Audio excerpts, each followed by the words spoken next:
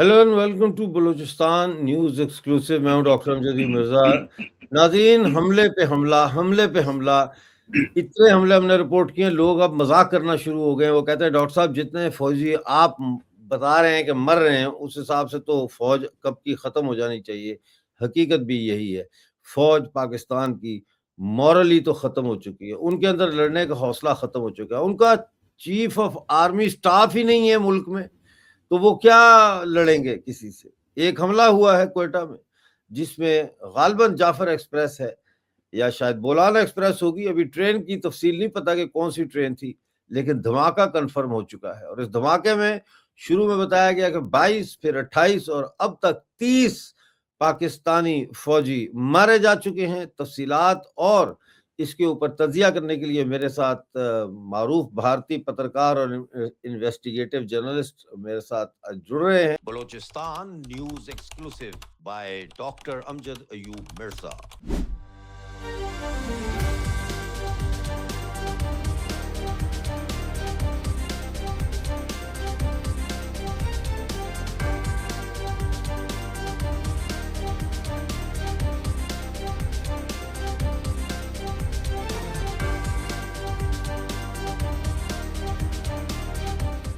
बलूचिस्तान से मुताल्लिक़ खबरें जानने के लिए चैनल को ज्वाइन कीजिए, सब्सक्राइब कीजिए, वीडियो को लाइक और शेयर जरूर कीजिए।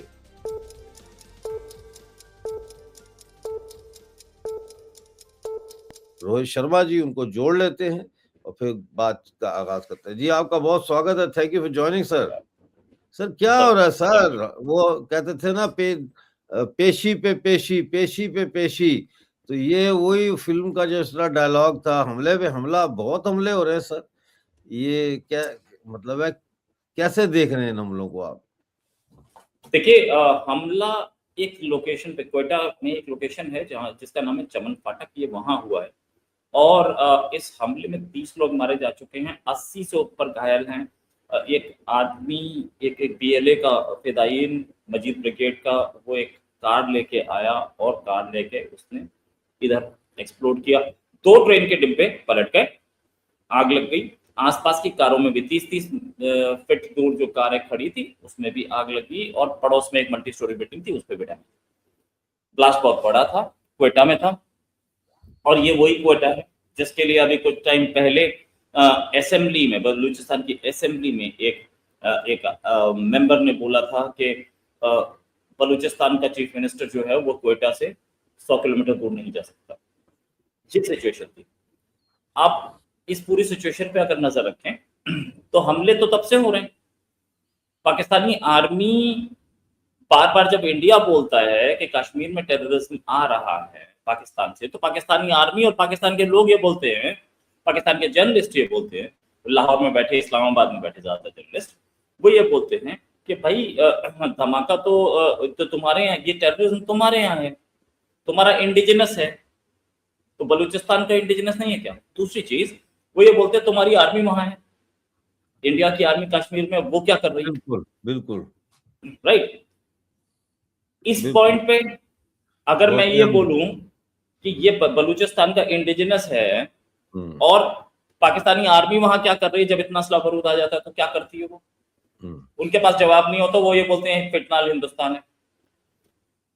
पिछले 10 साल में बीएलए के खिलाफ एक्शन क्या लिया गया है, पाकिस्तानी आर्मी का क्या एक्शन हुआ है? वो चलते हैं, इनके ऑपरेशंस चलते हैं, लेकिन ऑपरेशंस में क्या सक्सेस मिली ये कोई बताता नहीं। अब बता दें, नहीं वो बताता तो खैबर पख्तूनख्वा में भी ऑपरेशन चल रहे हैं, लेकिन कोई सक्सेस वहां भी हमें दिखाई नहीं देती। आम लोगों के ऊपर बमबारी करते हैं पाकिस्तान वाले। राइट। पिछले 5 साल में, 6 साल में सिर्फ एक एक्शन लिया है बीएलए के खिलाफ पाकिस्तानी आर्मी ने। इसका नाम, इसको आतंकवादी या दहशतगर्द छोड़ के इसको फितनाल हिंदुस्तान बोलने लगे। That's it. फितनाल हिंदुस्तान बोलने से इन लोगों को एक फायदा मिलता है कि ये हिंदुस्तान करा रहा है, हम नहीं करा रहे। राइट। इन्हें ये बात समझ में नहीं आती। अच्छा, मैं इस अटैक को मैं कंडेम करता हूँ, मैं इसको सपोर्ट नहीं करता हूँ। अब किसी भी तरीके के वायलेंस को मैं सपोर्ट नहीं करता हूँ, तो अटैक, इसी अटैक की क्या बात है? कि और ऊपर से ये जितने भी लोग आर्मी के जा रहे थे, सारे के सारे ईद की ईद छुट्टी की पे जा रहे छुट्टियों थे, में जा रहे, ईद की छुट्टियों पे है जा ना? रहे। ये और खराब है, कोई ईद पे जा रहा है कि अब जितने लोग ईद पे खुशियां मनाने जा रहे थे वो तो खत्म हो गई, सीधी सी बात। हाँ, तो लेकिन एक ये जंग चल रही है ना सर, एक जंग है वहाँ, जंग आज़ादी वो कहते हैं हम लड़ रहे हैं। तो जंग आज़ादी के पर्सपेक्टिव से वो अटैक तो दोनों तरफ से हो रहे हैं। इसी तरह वायलेंस को तो हम भी सपोर्ट नहीं करते।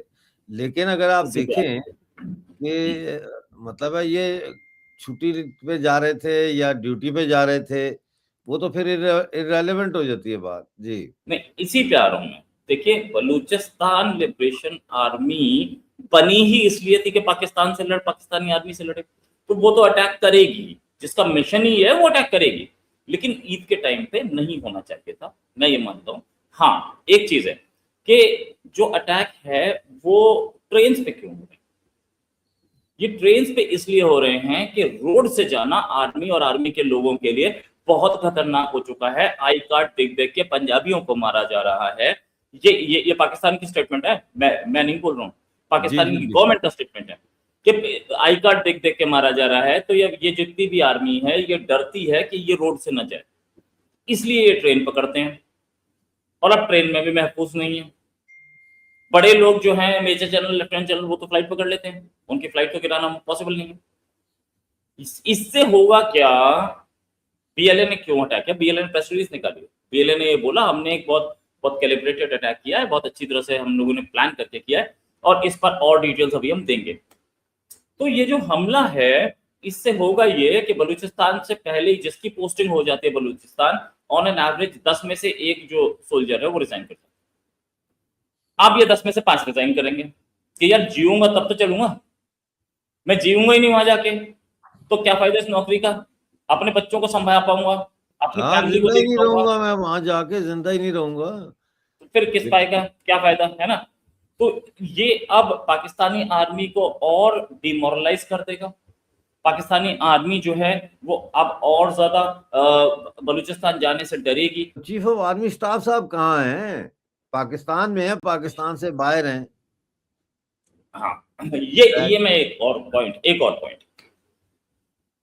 जिस आदमी की ड्यूटी थी कि ऐसे कैलिब्रेटेड अटैक्स को पकड़ा जाए, इंडिया में भी हुआ अभी रेड फोर्ट पर ब्लास्ट हुआ बड़ा अनफॉर्चुनेट अटैक था, एक अटैक भी नहीं होना चाहिए था। लेकिन कश्मीर में एक ऑफिसर ने एक पोस्टर देखा, उस पोस्टर के लगाने वाले को ढूंढा, उसको पकड़ा, उससे पूछताछ की, फिर उसके बाद उसने 5 और लोगों को बताया, 5 और लोगों को अरेस्ट करके उससे पूछताछ की गई। फिर उसके बाद पता चला ये नेक्सस हरियाणा आता है। कश्मीर पुलिस इमीडिएटली हरियाणा पहुंची, हरियाणा पहुंच के 2-3 लोगों से जो वहां पे डॉक्टर था उससे पूछताछ की। उसने बताया कि मेरे साथ 25-30 लोग और हैं, उन सबको अरेस्ट किया गया। इन अरेस्ट के बीच में एक आदमी कार लेके निकल गया जिसने रेड फोर्ट ब्लास्ट कर दिया। अगर थोड़ी और मुस्तैदी होती तो ये रेड फोर्ट ब्लास्ट भी नहीं होता, लेकिन पूरा नेक्सस पहले पकड़ लिया था। क्यों? क्योंकि हमारी एजेंसीज, हमारी एनआईए, हमारी इंटेलिजेंस ब्यूरो, हमारी कश्मीर पुलिस, हमारी हरियाणा पुलिस हाईली एक्टिव थी और बहुत स्पीड से काम किया। ये अटैक बच गए, वरना ये बचते भी नहीं। ये 50, 60, 150 जो भी ब्लास्ट है सारे होते। पाकिस्तान में क्या हो रहा है? जिस आदमी को, आईएसआई चीफ को, जिसको ये पता लगाना चाहिए था, जिसकी इलेक्ट्रॉनिक सर्वेलेंस होनी चाहिए थी, जिसका वो दूसरी सर्वेलेंस होनी चाहिए थी, आईएसआई चीफ साहब कहाँ हैं? 3 दिन से तेहरान बैठे हैं। उनका वहां क्या हो रहा है? नहीं, उनका क्या हो रहा है, वो वहां पर बैठ के कंट्री को सेव कर रहे हैं, वो वहां बैठ के अमेरिका की चमचागिरी कर रहे हैं। बिल्कुल, बिल्कुल। जिस आदमी के लोग मारे गए हैं, जिस आदमी के 30 लोग मारे गए हैं यहाँ पे, जिसकी सेना है, कहते हैं कि आर्मी चीफ जो होता है सेना का बाप होता है। और ये बात मैं आपको कोर्ट से दूंगा, 1965 वॉर, जनरल के एम करियप्पा, फील्ड मार्शल के एम करियप्पा, बाद में उन्हें फील्ड मार्शल बना दिया गया था। उस समय वो आर्मी चीफ नहीं थे के एम करियप्पा। के एम करियप्पा का बेटा पकड़ा गया, एयरफोर्स में थे, प्रिजनर ऑफ वॉर बन गए। के एम करियप्पा और अयूब खान दोनों इंडियन मिलिट्री एकेडमी में साथ थे। अयूब खान ने फोन किया कि करियप्पा तेरा बेटा मेरे पास है, मैं इसे वीआईपी सेल में डाल रहा हूं, तो के.एन. करियप्पा साहब ने बोला ऐसा है, पूरी इंडियन आर्मी जो है ना मेरी बेटे, इसको वापस डालते सारे प्रिजनर्स ऑफ वॉर के साथ, और ये सबके साथ छूट के आएगा। और सबके साथ छूट के आए वो। पाकिस्तानी आर्मी चीफ, अपनी आर्मी की डेली शहादतें हो रही हैं, लोग मारे जा रहे हैं। आज 30 मारे गए। कहां बैठे हैं पिछले 3 दिन से? तेहरान। क्यों बैठे हैं? अमेरिका की चमचेगिरी। इंटीरियर मिनिस्टर, ये काम इंटीरियर का है ना। इंटीरियर मिनिस्टर जिनको आईबी रिपोर्ट करती है, जिनको रिपोर्ट करना चाहिए आईएसआई को, जिनको रिपोर्ट करना चाहिए पुलिस को, वो कहां बैठे हैं? 5 दिन से तेहरान। आपको अपने कंट्री के तनख्वाह आप इस कंट्री से लेते हैं, ड्यूटी आप अमेरिका की करते हैं, लोकेशन ऑफिस आपका तेहरान में। ऐसे चलते हैं क्या कंट्री? मैं ये उनको कमेंट नहीं कर रहा, मैं ये किसी को नहीं बोल रहा, मैं सिर्फ बता रहा हूं, मैं किसी को भड़का नहीं रहा, मैं पाकिस्तान के लोगों को नहीं भड़का रहा, पाकिस्तान की आर्मी को नहीं भड़का रहा। मैं साफ बता रहा हूं कि रियलिटी ये है। तो ब्लास्ट नहीं होगा तो क्या होगा? हमले नहीं होंगे तो क्या होंगे? आपके आर्मी चीफ के पास इतनी चिंता है कि पिछले 1 महीने में मेरे कितने लोग मारे गए? एक डीजी आईएसपीआर आ जाते हैं, वो दो चिट्ठी बोल के निकल जाते हैं। डीजी आईएसपीआर बोलते हैं मेरा तो काम ही नहीं है सर, मैं तो आईएसपीआर का चीफ हूं, मैं तो कोई बलूचिस्तान का वो नहीं हूं, कोर कमांडर। बात भी सही बोल रहे हो, वो गलत नहीं बोल रहे। तो जिस आदमी को पाकिस्तान के प्राइम मिनिस्टर, पाकिस्तान के फॉरेन मिनिस्टर, पाकिस्तान के प्रेसिडेंट, जिनको ये तेहरान में डील करवानी चाहिए थी, वो कहां बैठे हैं? इस्लामाबाद। बहुत बढ़िया कंट्री है पाकिस्तान, जिसका काम है, एक पॉलिटिशियन है वहां पे, इंटीरियर मिनिस्टर नकवी। वो आर्मी की ट्रेनिंग नहीं ली, बस वो आर्मी से ज्यादा आर्मी के सके। सच बात ये, उनके आगे पीछे जनरल कर्नल नहीं लगा है, लेकिन वो आर्मी से ज्यादा, उनके जैसे बोलते हैं ना, चाय से ज्यादा केतली गर्म होती है, वो उनकी हालत है। वो वहीं बैठे हैं। तो ये सारी चीजें देखनी पड़ेंगी, पाकिस्तानी लोगों को भी समझनी पड़ेंगी कि ईरान में लोग मारे जा रहे हैं, हमारे यहाँ भी मारे जा रहे हैं। हमारे जनरल्स ड्यूटी है, उनकी यहां से तनख्वाह लेते हैं, ईरान से नहीं, तेहरान से नहीं, अमेरिका वॉशिंगटन से नहीं, ये सारे वहां बैठे। अच्छा, देन पीएलए का तो काम है ना, पीएलए तो करेगी। अभी एक इंफॉर्मेशन और आ रही है, ऑपरेशन हीरोफ्ती की तैयारी पूरी हो चुकी है, कभी भी हो सकता है। दिल्ली में बैठ के रोहित शर्मा के पास ये खबर है, पाकिस्तानी आर्मी के पास नहीं है। और अगर नहीं है, सऊदी अरब जहाँ फौज भेज रहे हैं, ये कभी मतलब है, कहते हैं हम गाजा में भी जा रहे हैं पीस कीपिंग फोर्स के साथ, सऊदीया में इन्होंने भेजी हुई है फौज। मतलब ये दुनिया भर में ये अमेरिका की एक बटालियन बन गई है, एक उनकी ब्रिगेड बन गई है पाकिस्तान आर्मी। इंग्लिश में एक वर्ड होता है मर्सनरी। हाँ, मर्सनरी का मतलब होता है भाड़े की सेना, जो पैसे के लिए लड़ती है। पाकिस्तानी आर्मी क्या एक मर्सनरी फोर्स का काम नहीं कर रही है? कोई बताए तो मुझे, मैं भी मान लूंगा। इंडिया भी जाता है यूएन पीस कीपिंग में, क्योंकि हमारा कमिटमेंट है कि आप यूएन के पास कोई फौज अपनी है नहीं, यूएन के पास अपना कोई कंट्री नहीं है, तो पूरी वर्ल्ड की एक रेजिमेंट उसको दे दी गई है, तो हमारी भी जाती है। लेकिन हमारी ऐसे कभी नहीं जाती कि आप पैसा दे दो और हमारी फौज आपके लिए लड़ेगी। हमारे फौजी क्वेटा में ब्लास्ट में मारे जाएंगे, हमारे फौजी वहां खैबर पख्तूनख्वा में ब्लास्ट में मारे जाएंगे, हमले में मारे जाएंगे, वो अपने कंट्री के लिए मरते। सऊदी अरेबिया में किसके लिए मरते हैं? सऊदी अरेबिया में अब तक आप सिर्फ चौकीदारी कर रहे हैं, मक्का मदीना की हो या अलग लोकेशंस की हो, या शारजा और यूएई, इधर आप चौकीदारी कर रहे थे, क्रिकेट स्टेडियम्स की कर रहे थे, मक्का मदीना की कर रहे थे, लोकेशंस की कर रहे थे, मानता हूं। अब तो आपकी फौज लड़ने जा रही है। डिफेंस एग्रीमेंट का मतलब कभी एक पे हमला दूसरे पे हमला होगा, इसका मतलब कभी ये नहीं होता कि सिर्फ सऊदी पे हमला होगा तो पाकिस्तान आएगा, पाकिस्तान पे भी प्रॉब्लम होगी तो सऊदी आएगा, ये होता है। तो पाकिस्तान, तो सऊदी के कितने सैनिक है क्वेटा में? सऊदी के कितने सैनिक है भाई साहब? अफगानिस्तान से तो आपकी सीधे सीधे लड़ाई चल रही है, कितने सैनिक है वहां पे? ये मर्सनरी है, ये कोई म्यूचुअल डिफेंस एग्रीमेंट नहीं है। ये एग्रीमेंट ये है कि हमारे पर हमला होगा तुम अपने आदमी भेज देना लड़ने के लिए, तुम्हारे आदमी लड़ेंगे, हम यहाँ बैठेंगे, हम अपना आराम से पैक बनाएंगे और पियेंगे, बियर का ग्लास खोलेंगे।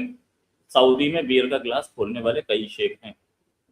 सर कहाँ देख रहे हैं आप जाते हुए अब ये बलूचिस्तान की सूरत-हाल को? दिन ब दिन तेजी आ रही है जंग में। दिन ब दिन तेजी आ रही है, साथ में पाकिस्तानी आर्मी भागती दिख रही है। पाकिस्तानी आर्मी के ये जो 30 जवान मारे गए हैं, इससे पहले भी ये ट्रेन गई होंगी, उसमें भी गए होंगे, उससे पहले ट्रेन गई होंगी, उसमें भी गए होंगे। अब कैसे ये सब जाएंगे? तो 2 दिन है अभी में 3 दिन। हाँ, तो अब कैसे जाएंगे? अब जितने भी चले गए, क्योंकि अब इतनी जल्दी ट्रैक रिस्टोर नहीं हो पाएगा, तो अब इनको बाय रोड जाना पड़ेगा और वो और डेंजरस है। जाएंगे तो बलूचिस्तान नहीं है, मेरा तो नहीं ख्याल कि जाएंगे, चिट्ठी लिख देंगे या फोन पे कह देंगे, मोबाइल व्हाट्सएप पे ईद मना लेते हैं। वही हो सकता है। अब नहीं हो पाएगा, अब बहुत मुश्किल है, या फिर कोई जाएगा तो बाय रोड जाएगा। सिचुएशन इतनी खराब है।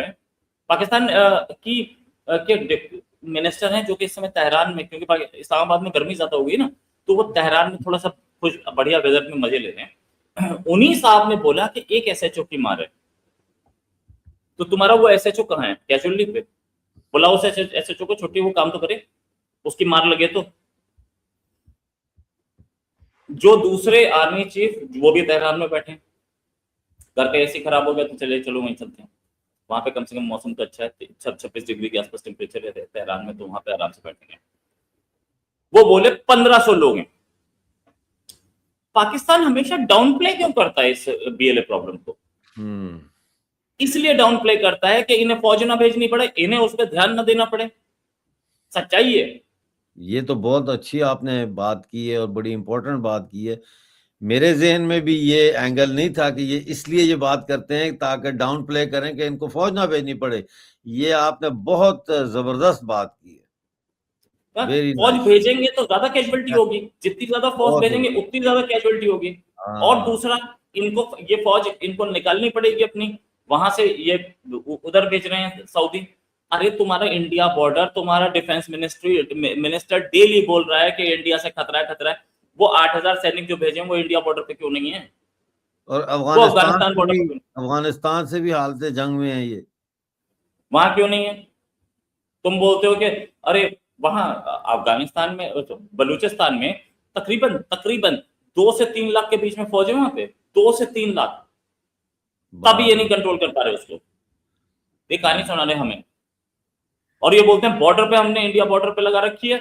बॉस, इंडिया बॉर्डर है, Afghanistan border is border, India border जो है बॉर्डर है। इसका मतलब वहां आर्मी, इंटरनेशनल कन्वेंशन यूएन के हिसाब से वो वहां पे आर्मी नहीं खड़ी हो सकती, वहां पर पाकिस्तान रेंजर्स ही खड़ी हो सकती है और बॉर्डर सिक्योरिटी फोर्स बीएसएफ ही खड़ी हो सकती है।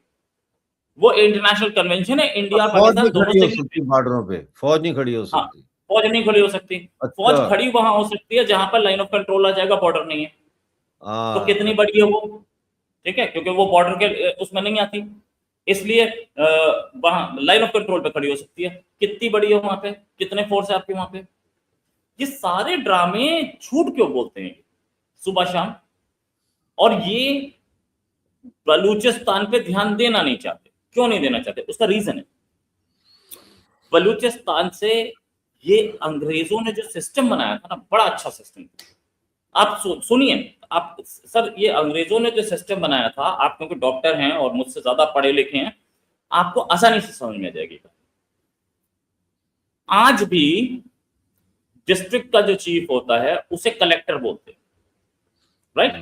क्यों बोलते हैं?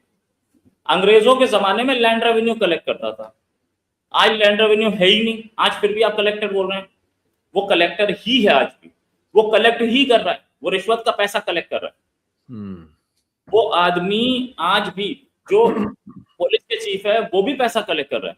इनका सिर्फ एक एंगल होता है, जहां से पैसा आ रहा है वहां पुलिस वाला खड़ा होना चाहिए, वहां आर्मी खड़ी होनी चाहिए। सेफ्टी सिक्योरिटी पे इनका कोई ध्यान नहीं है।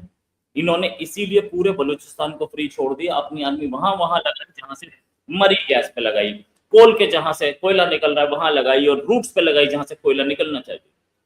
बाकी जगह खाली छोड़ दी और बाकी जगहों पे इन्होंने बीएलए ने उसका बहुत अच्छा फायदा उठाया और अपने पैर पसार दिए। बीएलए के सैनिक जो हैं अब उनके पास बहुत अच्छी बैकिंग है और इस बैकिंग के साथ बहुत अच्छी इंटेलिजेंस है और वो बलूचिस्तान में एक जगह नहीं है जहां पे उनका एक्सेस नहीं है। क्वेटा में मेंबर ऑफ लेजिस्लेटिव असेंबली क्या बोला था कि चीफ मिनिस्टर क्वेटा से 100 किलोमीटर दूर नहीं जा सकता। बिल्कुल नहीं जा सकता। बहरहाल ये बीएलए का जो हमला हुआ है ये बहुत बड़ा हमला है।